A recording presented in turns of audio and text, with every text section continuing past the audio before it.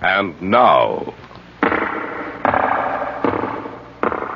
the Hall of Fantasy. Welcome to the Hall of Fantasy. Welcome to the series of radio dramas dedicated to the supernatural, the unusual, and the unknown. Come with me, my friends. We shall descend to the world of the unknown and forbidden. Down to the depths where the veil of time is lifted, and the supernatural reigns as king. Come with me and listen to the tale of the Automaton.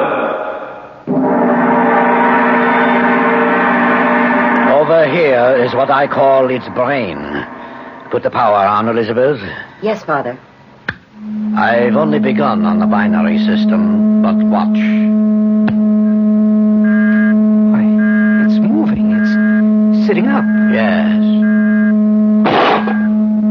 It's getting down off the table. And now you'll see a sight that no one else has ever seen before.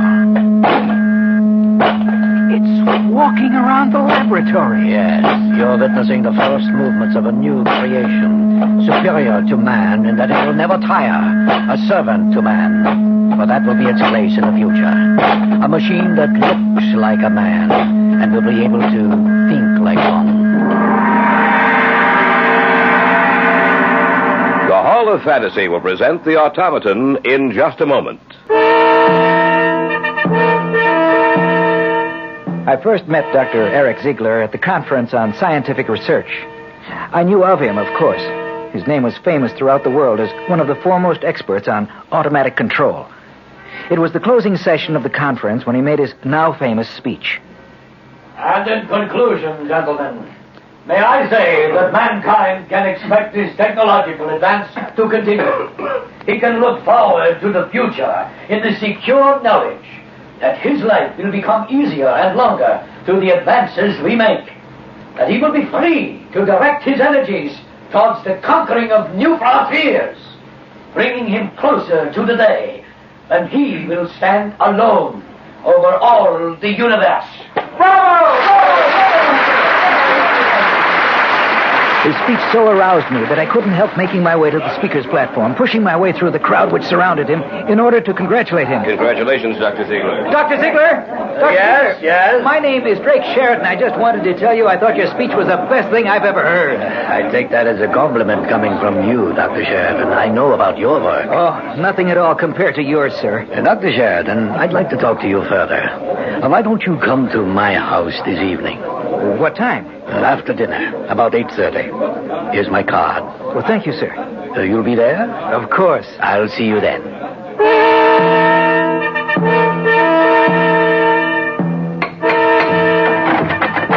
Yes? I came to see Dr. Ziegler. Oh, your name? Drake Sheridan. Oh, yes. He's been expecting you. Won't you come in? Thank you. Just follow me. Was the most interesting effect of all. A new paragraph. The success of the automaton of which I am speaking is dependent upon the excellence of the brain I can give him. My work has become so... Dr. Sheridan is here, Father. Oh, excuse me. I do hope you'll forgive me, Dr. Sheridan. Of course, sir. I was dictating my report on a project on which I am now working. Please be seated. And before I forget, this is my daughter, Elizabeth. How do you do? Pleasure. Thank you. Drink, perhaps, Dr. Sheridan? Yes, I could stand one. Yes. Any particular preference? No. Would you do the honors, Elizabeth? Of course, Father. Dr. Sheridan, perhaps you're wondering why I asked you to come here. I have been, but I consider it a privilege and an honor to be here. Thank you for the compliment, but it wasn't necessary. You may be interested to know that I've followed your career quite closely. And from what I've gathered, you're a very intelligent young man. Well, thank you, Dr. Ziegler. I'm not complimenting you to make you feel comfortable, Dr. Sheridan. I mean what I say. Exactly why did you ask me here, Dr. Ziegler? To talk to you.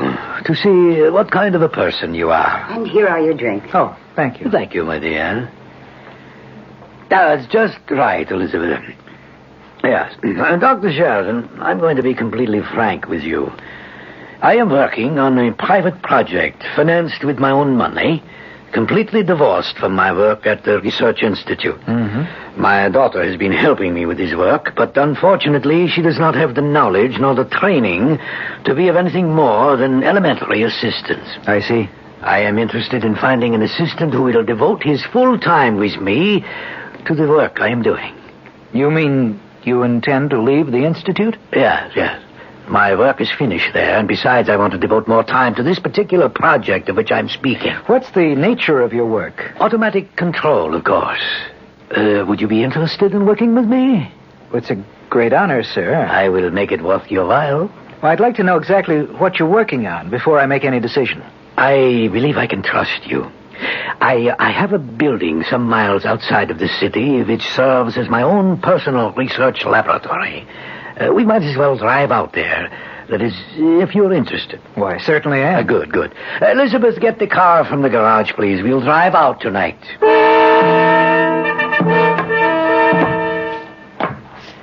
Well, you certainly have it well equipped, Dr. Ziegler. I wanted to show you that you would be working with only the finest of equipment. Who's there?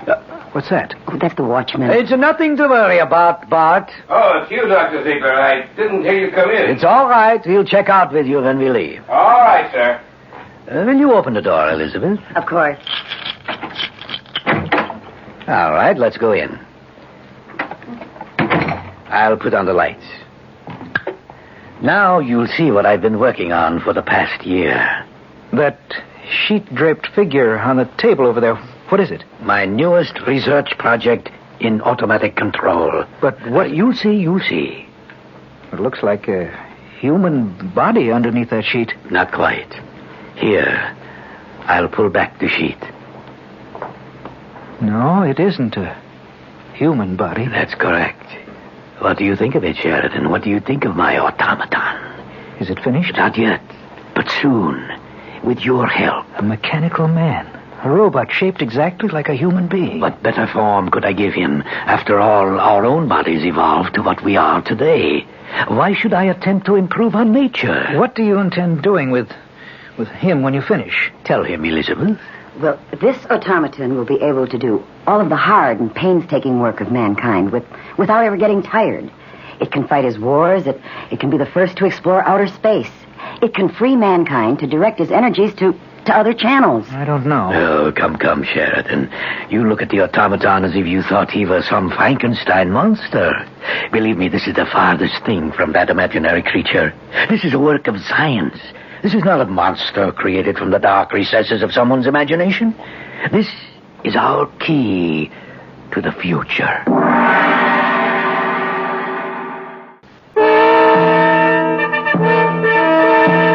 Dr. Eric Ziegler, his daughter, and I stood looking down at the metallic figure lying on the table before us. In all respects, it resembled a man, a metal and plastic man, created by the genius of Ziegler. This is our key to the future. This automaton will free man from labor. Let him develop his mind to the fullest. How much longer do you think you'll have to work before it's finished? I can't tell. That's why I need you to help me set up the automatic self-regulation of its brain. Then you haven't developed the system of feedback yet? No. As you are aware, that is the basic machine of all self-regulating systems of automatic control. A man's mind is a complex creation. The mind of the automaton must also be complex in order that it can do the work of a man, in order that it can think and regulate itself. Why don't you show him what you've accomplished so far in the feedback system? All right. Now, over here is what I call its brain. Put the power on, Elizabeth. Yes, Father. I've only begun on the binary system. But watch. It's moving. It's sitting up. Yes. It's getting down off the table. And now you'll see a sight that no one else has ever seen before. It's walking around the laboratory. Yes. You're witnessing the first movements of a new creation, superior to man, in that it will never tire. Servant to man, for that will be its place in the future. A machine that looks like a man and will be able to think like one. I shall return him to the table now. It's climbed back up on the table. And it's lying down again. All right, turn off the power, Elizabeth. Well, Sheridan, what do you think now? I'm afraid I don't know what to think. Will you work with me? Oh, yes. Who wouldn't jump at the chance? Of course I will. Good. You understand, of course, that the feedback system and the binary scale are still in their elementary stages. When the brain, the automatic control is finished, it will fit inside the automaton's body and head. That's correct. There will be controls on the robot's chest to set the automatic control to working, and another to stop the machine if it needs to be repaired. Of course, our largest task will be to develop a complete automatic self-regulatory system to fit inside the robot's body. As soon as you can be free... Which should be in about 2 weeks. Good. Then we shall begin work on the final stages that will lead to the completion of the automaton. Rather than completely sever my relations with the organization for which I worked, I took an extended leave of absence. There were living quarters in the laboratory in the country. Ziegler shut down his house in the city, and he and his daughter and I moved our belongings to the laboratory in order to devote every possible minute to our work. Not only was Ziegler intent on having the automaton think for itself, but he was also insistent that the robot be able to talk. To those ends, we went to work. If we were right in our calculations, the amplifier and receiver we have built into the mechanism will convert our words into electrical impulses, which in turn will activate a response from the automaton. Those responses themselves will be electrical impulses, which will be converted into words. Well, why don't we try it and see, Eric? We might as well, I suppose. After all, the automatic control is almost finished. We only have the more complex reactions to set in the binary scale. All right. Turn the control on his chest. Right. It's on. We'll see what happens. I order you to sit up. Sitting up. Yes. Jump down to the floor. I want you to answer me with your voice. What have you been created for? To kill. That's not the right reaction. What was that? Correction. To work. That's right. We must have made a mistake somewhere along the line in the reactions we set up. That to kill value is present for only one situation, for personal protection. I thought you'd come up and... What are you doing? Well, we're just conducting a test. Woman. That's correct. Woman. Stay back. Stay away from me. Elizabeth, be quiet. He wasn't going to hurt you. I'm sorry. When he started toward me, it frightened me. You see, he's stopped now. There's nothing to fear. Nothing to fear. Get back. Back to the table. Lie down again. Turn off the control, Drake. Right. What's the matter, Elizabeth? You're shaking. It's just that thing frightened me so. Those lenses that it has for eyes, there's something hypnotic about them. He looks so much like a man. I know he's made of plastic and metal, but well, I fear him. Elizabeth, there's no sense getting emotional about this. There's nothing to be afraid of. I know you're right, Father, but... But what? But what would happen if you ever lost control of the automaton? That will never happen. But is it possible? Perhaps. We didn't do any more work on the automaton that day. We went into the city in the early evening to see a play, leaving the watchman at the laboratory to take care of things. We got back about 12 and were having a late snack. More coffee, Drake? Oh, yes. Please. I think it did us good to get away from here this evening. We've all been working too hard. Do you feel better now, Elizabeth? Oh, yes, Father, much better. Yeah. Tomorrow we can finish up with the automaton. Then we can show him, after suitable tests, of course, to the world. If we're successful, you ought to win a prize. What was that? Someone screamed. It came from upstairs. We'd better take a look. Who could it have been? The only other person up there is Bert, the watchman. There it is again. Hurry. Look, the door to the laboratory it's open. He must be in there. The lights are on. We'll see what's wrong in a second. All right. Oh, no. It's Bert. What's the matter with him? His neck's been broken. Oh. He's dead. But how? I don't know, only... What's the matter? Look, we turned off the control on the robot when we left, didn't we? Of course we did. Why? Because now it's on, Eric. The control is on.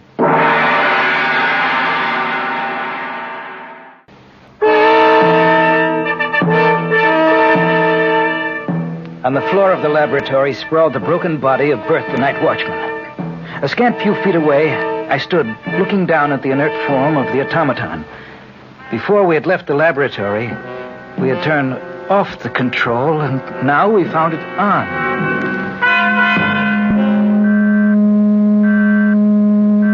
But that isn't possible. Take a look for yourself.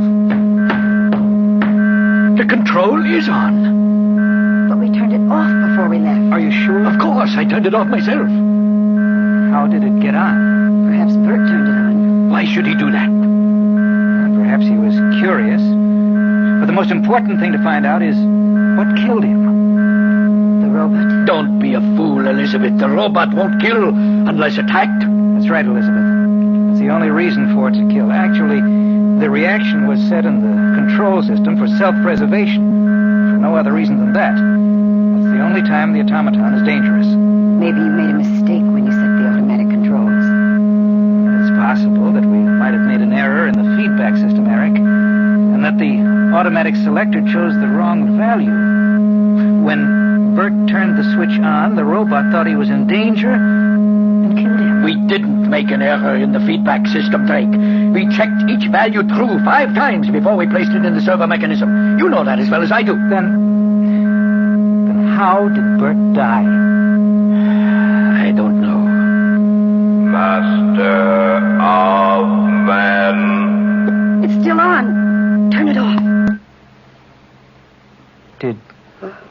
Did you hear what it said, Eric? Master of men. We didn't set that reaction in the servo mechanism. Something's wrong. Do you mean the automaton can think for itself? What about it, Eric? We'll dismantle it tomorrow morning and check it over thoroughly, just to be sure. What about Bert? We'll merely explain to the authorities that he died in an accident here at the laboratory. We can do that in the morning, too. Now we all need a good night's sleep. Don't you think we ought to move him out of here? Well, they may want to look at his body, Elizabeth. Besides, nothing more can happen to him.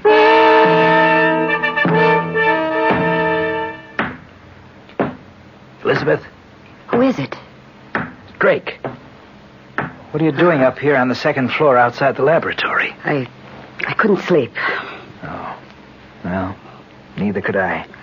Drake, do you think that the robot can operate by itself?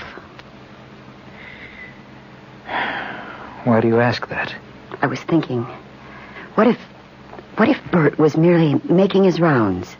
What if he walked into the laboratory and the robot was there, waiting for him? Well, that's not possible, of course. I wouldn't say that. Isn't it possible that you and Dad might have made a mistake in setting up the feedback system?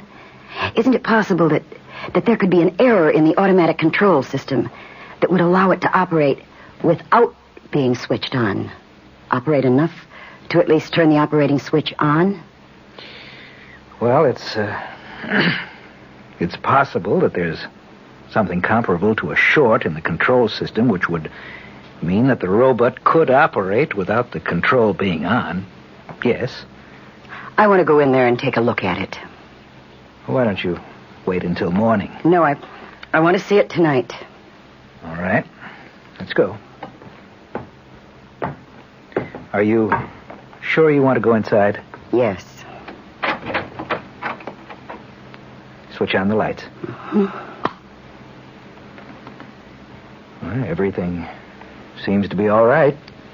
Let's take a look at the automaton. Every time I see it, it frightens me. There's nothing to be afraid of, Elizabeth. I'm not so sure. The control button is still off. Wasn't he lying the opposite way, with his head at the other end of the table when we left? No, I don't think.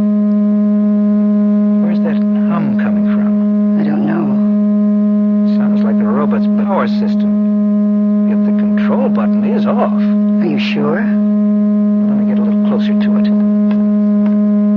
Well, The hum is coming from the automaton. that means I was right. I guess you... Drake, Huh? look out. Master of men, System is on. It's sitting up. to kill. We made a mistake. We must have made a mistake. It's getting down. Let's get out of here. Is it following us? No, it's just standing there. But it will be after us in a few seconds. Hurry, hurry. Let's get this door closed and locked. There. I can see it through the glass panel. It's starting towards the door. I heard some noise up here. What's the matter? The automaton's in operation, without the control being on. What? That's right. We must have made a mistake, Eric. The only thought that thing knows is to kill. We have to destroy it. It's getting closer to the door. That door won't hold. Let's get out of here. It has to be destroyed. But how? It weighs over half a ton. I think I have it. Stop here by this window. Oh, another crash against that door and it'll be out of the lab. What are you going to do? Its reactions are slower than ours. We'll wait here for it. It'll come walking towards us. At the last minute, we'll run to the side. I don't think it'll be able to stop itself in time. It should crash through the window and to the ground below. The two-story drop should destroy it.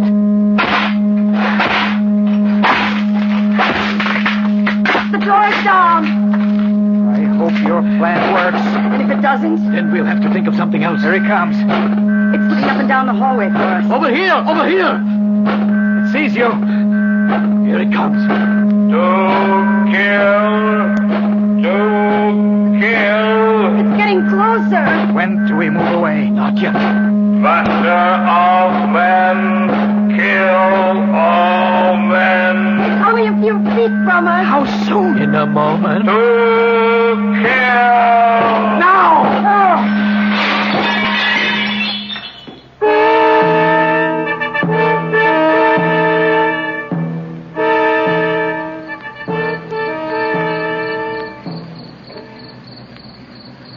Are you sure it's destroyed? Yes. The fall completely destroyed the automatic control. You're looking at nothing but a pile of metal. What do you intend doing? Starting all over again. Somewhere along the line, we made a mistake. We have to find that mistake and correct it. We don't want a master of men, but a servant of men. Someday, I don't know when, but someday, we'll be successful. And then one of mankind's most useful servants will be the automaton.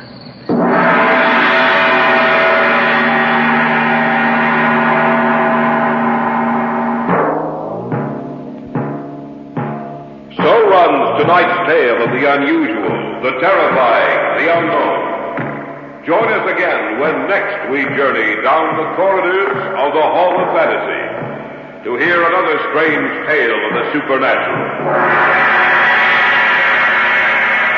All characters and events portrayed in these programs are fictional, and any similarity to actual events or persons, living or dead, is purely coincidental.